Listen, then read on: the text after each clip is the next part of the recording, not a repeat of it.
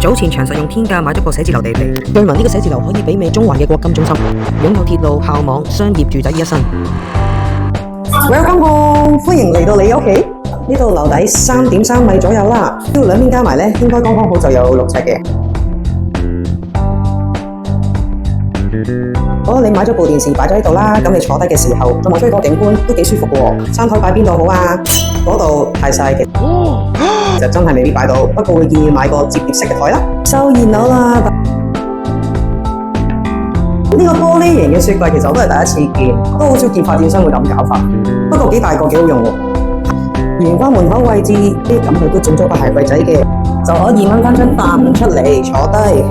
哇！廁所300零尺嘅廁所都幾大下喎。講下啫，不過夠用嘅。閂埋門，OK 喎，我個身形咁大都舒適喎，好似酒店 feel 咁。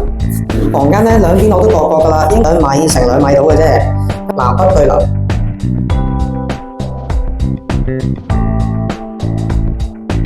好，咁我哋去另外一邊房間望下咯喎。噔噔噔噔，講個景觀冇乜特別，不過呢間房可能會覺得大少少嘅。睇完覺得邊3種客戶係最合適呢？